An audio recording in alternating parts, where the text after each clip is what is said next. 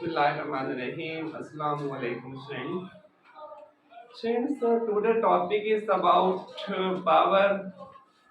Friends आपको मालूम है कि हमारे पास वक्तन के फ्रेंड्स हम किसी ऑब्जेक्ट के ऊपर किसी बॉडी के ऊपर फोर्स लगाएं और फोर्स अप्लाइड फोर्स के नतीजे में अगर बॉडी को डिस्प्लेसमेंट कवर करती है हम कहते हैं फ्रेंड्स की बॉडी के ऊपर वक्तन हुआ है।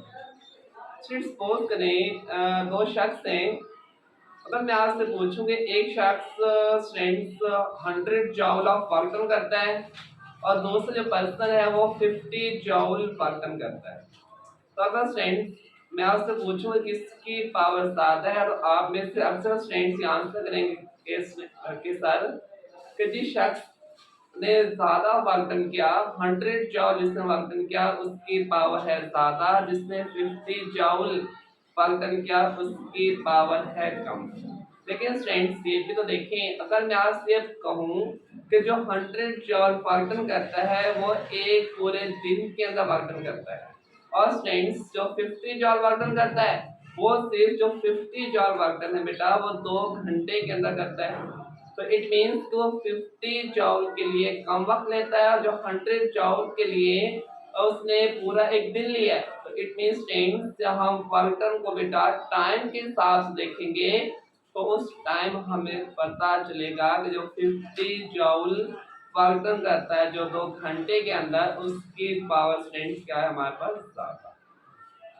तो पावर के लिए स्ट्रेंथ हम ये देखते हैं कितना जॉल वर्क कितने टाइम के अंदर हो रहा है। तो स्ट्रेंथ इसको हम डिफाइन करते हैं। और बेटा हमारे पास क्या होगी रेट ऑफ वर्क डन। तो स्ट्रेंथ इसको डिफाइन कर सकते हैं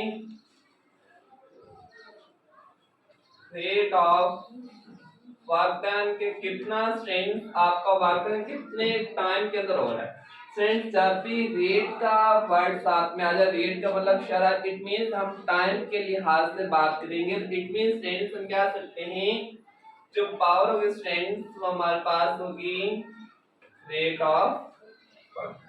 तो स्ट्रेंथ आपको मालूम है कि हमारे पास पावर बेटा दो तरह की होती है, एक हमारे पास होती है एवरेज और दूसरी स्ट्रेंथ होती है instantaneous power. Average means strength suppose कर लें अगर हम किसी बॉडी के ऊपर एक फोर्स F अप्लाई करें, अगर वो फर्स्ट सेकंड के अंदर स्ट्रेंथ हमारे पास 2 जॉल वर्क डन करती है, दूसरे सेकंड के अंदर भी 2 जॉल, तीसरे सेकंड के अंदर भी स्ट्रेंथ अगर वो 2 जॉल वर्क डन करती है, और फोर्थ सेकंड में या फोर्थ इंटरवल में अगर वो 1 जॉल वर्क डन करे और फिफ्थ के अंदर भी वो 1 जॉल वर्क डन करे। स्ट्रेंथ सपोज करें, इमेजिन करें अगर स्ट्रेंथ वो फर्स्ट इंटरवल में फर्स्ट सेकंड में बेटा वो 2 जॉल वर्क डन करे और दूसरे सेकंड में भी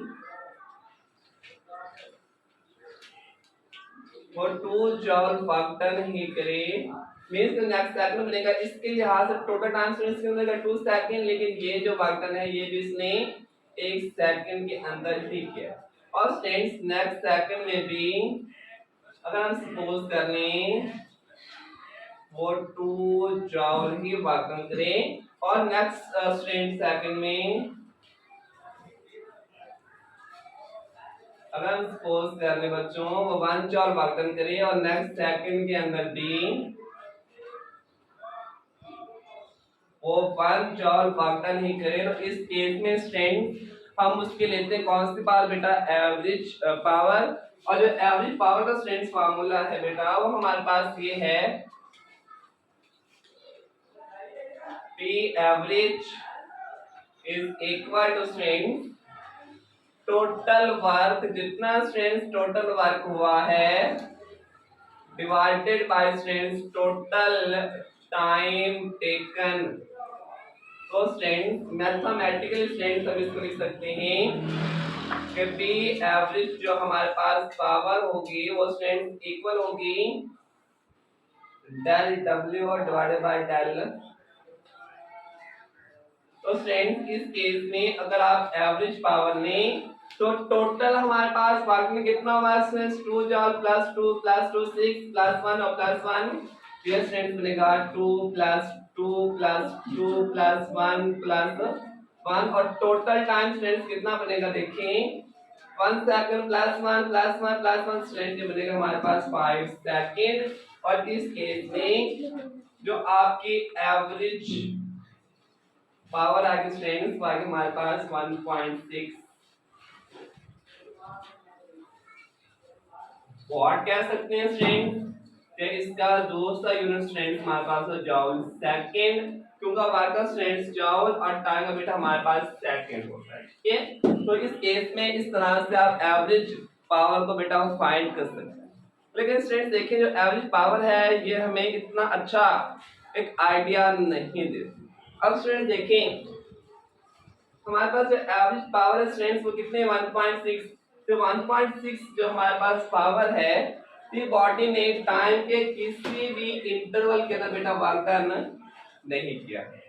तो उसके लिए स्टूडेंट्स हम जो नेक्स्ट टर्म लेते हैं पावर के लिए बेटा वो हमारे पास है इंस्टेंटेनियस पावर। तो नेक्स्ट स्टूडेंट देखें instantaneous power.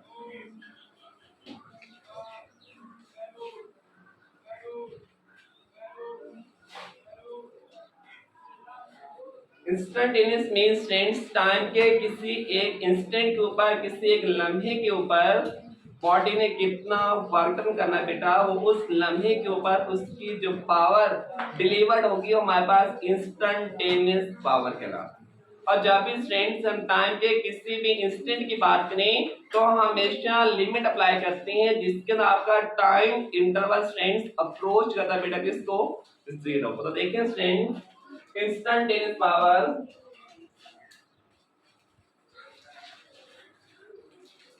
work done or power delivered by an object, power delivered by an body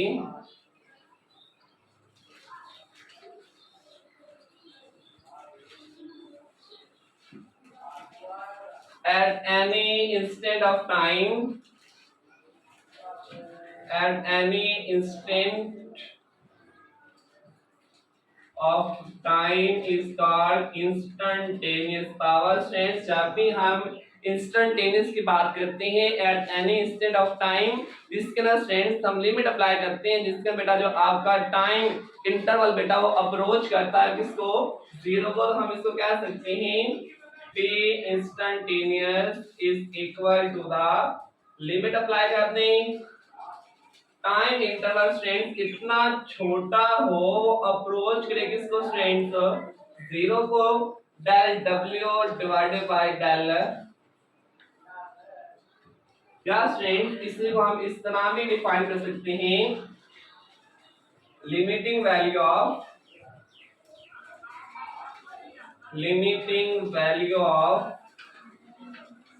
del W over del T as time interval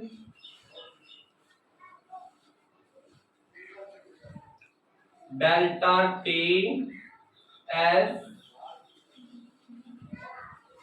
limiting value of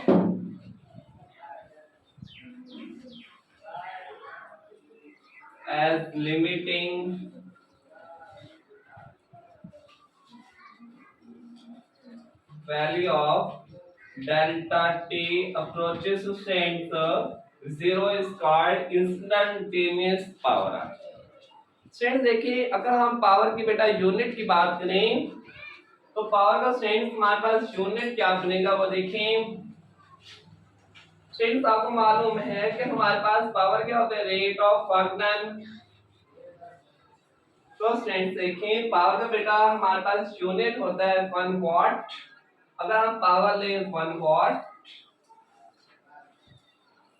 तो वाट strength हम कितना लेंगे 1 joule और strength time भी कितना लेंगे हम 1 सेकंड। अगर स्ट्रेंथ आपसे कहा जाए डिफाइन 1 वॉट तो कितना डिफाइन कर सकते हैं किसी भी स्ट्रेंथ किसी भी बॉडी की जो पावर होगी बेटा वो 1 वॉट होगी। कब 1 वॉट होगी अगर वो 1 जूल वर्क डन करे कितने टाइम के अंदर 1 सेकंड के अंदर, तो हम कह सकते हैं उस बॉडी की जो पावर होगी हमारे पास 1 वॉट होगी। If 1 joule is work done in 1 second, तो फिर स्टूडेंट्स उस बॉडी की जो हमारे पास पावर होगी वो 1 वॉट। नेक्स्ट स्टूडेंट्स चलते हैं इसी के अंदर 14 शॉर्ट क्वेश्चन है, और स्टूडेंट्स वो शॉर्ट क्वेश्चन ये है रिलेशन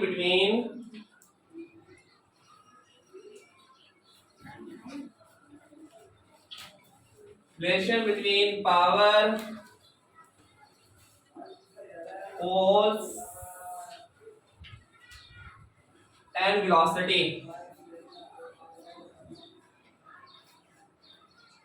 किस फ्रेंड्स तुमने देखना है कि हमारे पास पावर, फोर्स एंड वेलोसिटी के अंदर बेटा क्या रिलेशन है, इसको हमने डिस्कस करना है। और स्टूडेंट्स सपोज करें अगर हम एक मोटर बोट की एग्जांपल लें, स्टूडेंट्स आपको मालूम है कि बोट के साथ जो मोटर अटैच होती है, जिसकी मदद से मोटर क्या करती है, प्रोपेल करती है, मूव करती है वाटर के अंदर, उस पर सेल करती है, तैरती है। स्टूडेंट्स होता क्या है एक्चुअली बेटा, जैसे आप मोटर को करती हैं ऑन, तो वहां पे जो प्रोपेलर के होते हैं बोट के साथ, वो पानी को रिपेल करते हैं, बैक साइड में बेटा रिपेल करते हैं। जब वो रिपेल होती जो प्रोपेलर बेटा वाटर को रिपेल करते हैं, तो उसकी रिपेल्शन से एक अपोजिट डायरेक्शन में बोट के ऊपर एक कांस्टेंट फोर्स एक्ट होती है, जिस तरह से आपकी बोट क्या करती है, वाटर के ऊपर सेल करती है, तैरती है, आगे की तरफ मूव करती है फॉरवर्ड डायरेक्शन। अब स्टूडेंट्स होता ये है कि जब बोट के ऊपर एक प्रोपेलर की कांस्टेंट फोर्स एक्ट होती है, तो उस कांस्टेंट फोर्स की वजह से आपकी बोट ने फॉरवर्ड डायरेक्शन में कांस्टेंट वेलोसिटी के साथ बेटा क्या करने, मूव करना। तो ये सारी बातें आपने बुक के मुताबिक यहाँ पे एक्सप्लेनेशन के अंदर लिख लेनी है।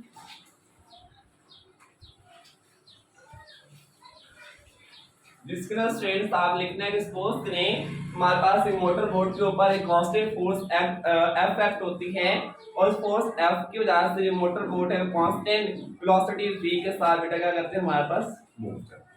अब स्टूडेंट्स आपको मालूम है कि हमारे पास पावर का स्टूडेंट्स फार्मूला क्या है, ये वाला। तो हम पावर का फार्मूला लिखते हैं instantaneous power, P instantaneous is equal to limiting value of time interval as approaches to 0 strength del W divided by strength. आपको मालूम है कि हमारे पास वर्क का जो स्ट्रेंथ फार्मूला है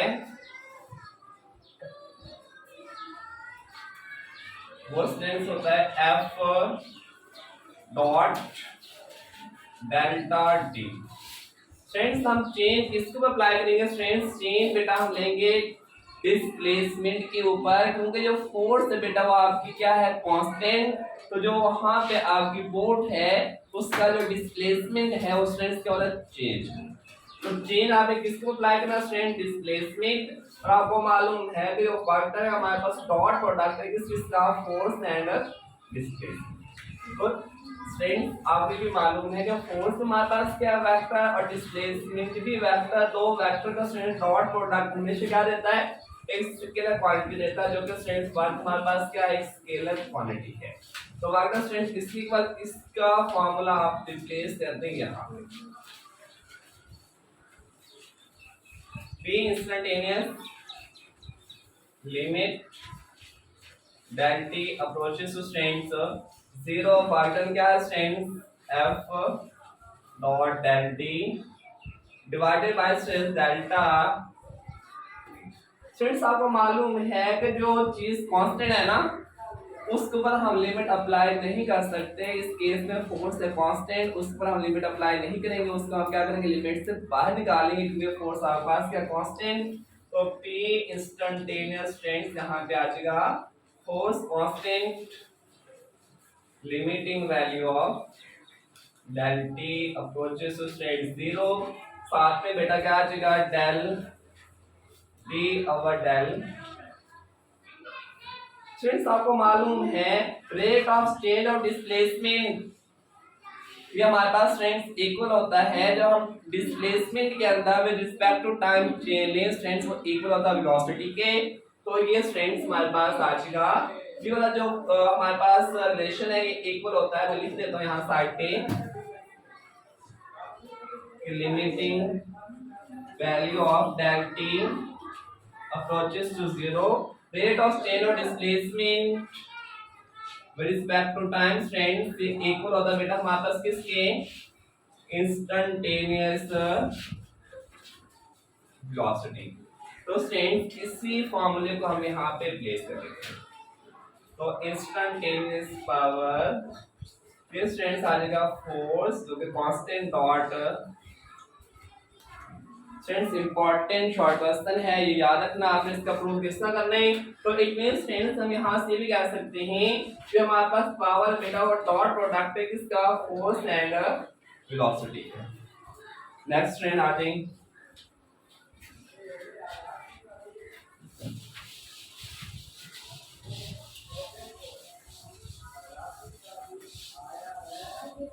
स्ट्रेंथ आपको मैंने बताया कि हमारे पास जो पावर का फार्मूला है स्ट्रेंथ तो क्या होता है, वॉट और 1 वॉट स्ट्रेंथ इक्वल होता है P is equal to W over T strength, 1 watt is equal to strength 1 joule per second।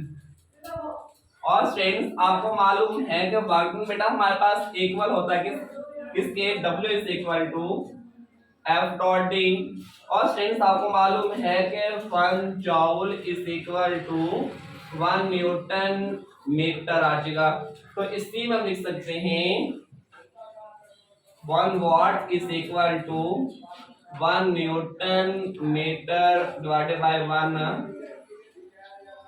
Second. और नेक्स्ट स्ट्रेंथ आपको ये मालूम है कि हमारे पास जो 1 न्यूटन है F इज इक्वल टू बेटा एम ए, तो 1 newton is equal to maximum strength kilogram, acceleration का मीटर पर सेकंड का स्क्वायर। तो स्ट्रेंथ इस केस में ये वाला जो फार्मूला है ये हमारे पास बनेगा 1 watt is equal to 1 newton strength किसकी इक्वल है, किलोग्राम मीटर पर सेकंड का स्क्वायर, सारे स्ट्रेंथ मीटर, तो dot metre divided by strength second. तो हम लिख सकते हैं कि 1 watt is equal to metre dot metre strength बनेगा किलोग्राम मीटर स्क्वायर पर सेकंड का स्क्वायर डॉट स्ट्रेंथ सेकंड। तो 1 watt kilogram metre square strength से सेकंड ऊपर जाके बनेगा पर सेकंड, और पर सेकंड -2 के साथ जब ऐड होगा तो माइनस का बनेगा स्ट्रेंथ क्यूब। तो हम कह सकते हैं मीटर स्क्वायर साथ में स्ट्रेंथ माइनस का क्यूब आ जाएगा। तो ये याद रखना है सारी बातें आपने एमसीक्यूज के अंदर। ये हमारे पास 1 वॉट स्ट्रेंथ जो है इसके इक्वल होता है। नेक्स्ट स्ट्रेंथ बहुत इंपॉर्टेंट बातें हैं, जरा उनके तरफ चलते हैं। तो जस्ट मेरी बात सुने, वो स्ट्रेंथ ये हैं बेटा आपको मालूम है कि 1 वॉट इक्वल है 1 जॉल पर सेकंड। क्या स्ट्रेंथ 1 वॉट इक्वल है 1 जॉल पर सेकंड। एक ही बात स्ट्रेंथ देखें, अगर इस फॉर्मूले को हम लिखें कि अगर बच्चों हम बात करें एनर्जी के यूनिट की, तो एनर्जी का यूनिट स्ट्रेंथ आपको मालूम है हमारे पास जॉल होता है और work is a form of energy. तो इस केस में स्ट्रेंथ अगर हम देखें, अगर हम एनर्जी के यूनिट की बात करें तो उसके लिए स्ट्रेंथ जो वर्क का जो हमारे पास यूनिट या एनर्जी का जो यूनिट बनेगा, जो टाइम है जो उसका जो यूनिट है वो इसका फार स्ट्रेंथ होगा मल्टीप्लाई। तो हमारे पास 1 joule is equal to 1 watt second आ जाएगा। तो ये स्ट्रेंथ बहुत इंपॉर्टेंट एमसीक्यूज भी है, आप याद रखना है कि हमारे पास जो 1 जॉल है जो कि एनर्जी का छोटा यूनिट है वो स्ट्रेंथ इक्वल होता है बेटा किसके, वॉट सेकंड। जो वॉट सेकंड है हमारे पास पावर का यूनिट नहीं है, पावर का यूनिट होगा वॉट, किलोवाट, मेगावाट, गीगावाट। ये जो हमारे पास वॉट सेकंड है ना, ये स्ट्रेंथ हमारे पास यूनिट है बेटा किसका, एनर्जी का यूनिट है। लेकिन फ्रेंड्स अगर हम कमर्शियल स्केल पे देखें, अगर हम बहुत बड़े एक लार्ज स्केल के ऊपर देखें तो एनर्जी की कंजप्शन बेटा हमारे पास बहुत ज्यादा होती है। तो एनर्जी का बेटा जो हमारे पास बड़ा यूनिट है उस बड़े यूनिट की तरफ चलते हैं। और एनर्जी का फ्रेंड्स जो बड़ा यूनिट है वो बेटा हमारे पास है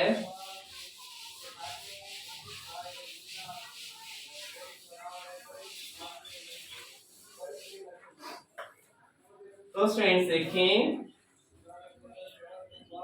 फॉर कमर्शियल स्केल, अगर फ्रेंड्स हम कमर्शियल स्केल की बात करें तो कमर्शियल स्केल के ऊपर जो एनर्जी का बेटा हमारे पास बड़ा यूनिट है वो फ्रेंड्स होता है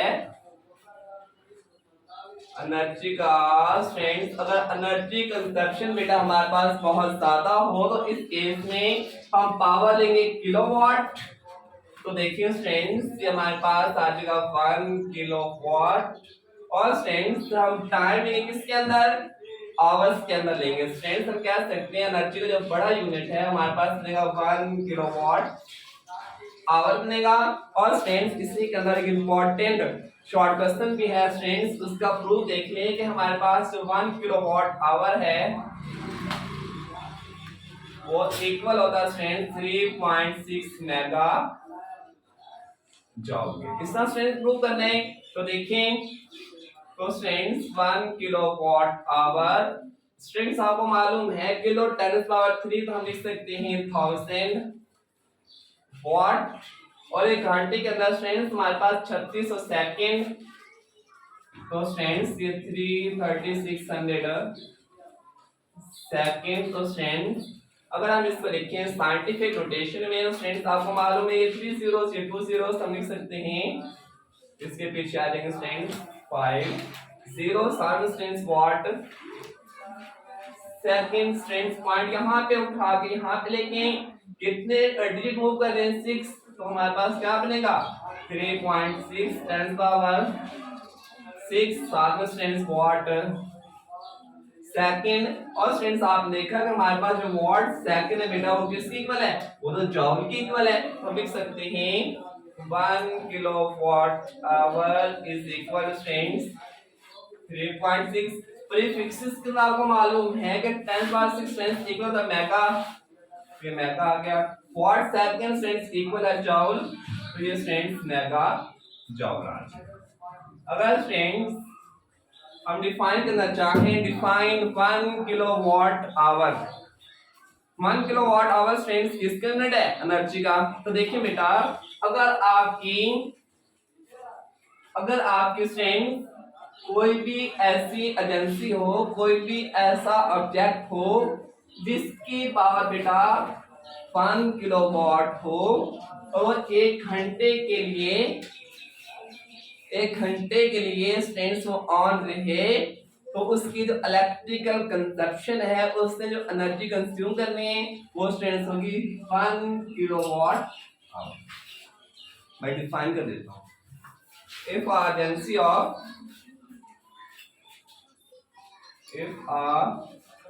if an agency means कि कोई भी चीज if an agency of 1 kilowatt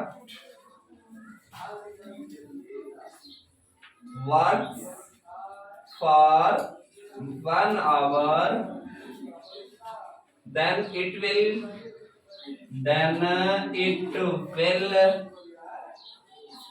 consume energy।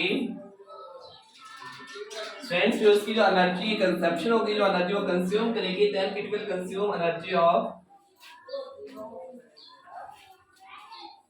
1 kilowatt hour. Friends आपको मालूम है कि हमारे पास जो वाट है ये बेटा हमारे पास इसका पावर का हमारे पास एक और यूनिट भी है फ्रेंड्स जो कि हमारे पास है हॉर्स पावर फ्रेंड्स। और आपको मालूम होना चाहिए कि जो हमारे पास 1 हॉर्स पावर है 1 HP 1 horse power is equal 746 वाट के इक्वल। फ्रेंड्स इसका क्या मतलब है ये भी पावर का बेटा एक बड़ा यूनिट है। ये यूनिट डेवलप किया जेम्स वाट ने। उसने किसने स्ट्रेंथ डेवलप किया, उसने जो अपने स्टीम इंजन बनाए थे, उन स्टीम इंजन की पावर बताने के लिए ना उन दिनों में जो हॉर्स था उसको पावर का सिंबल समझा जाता था।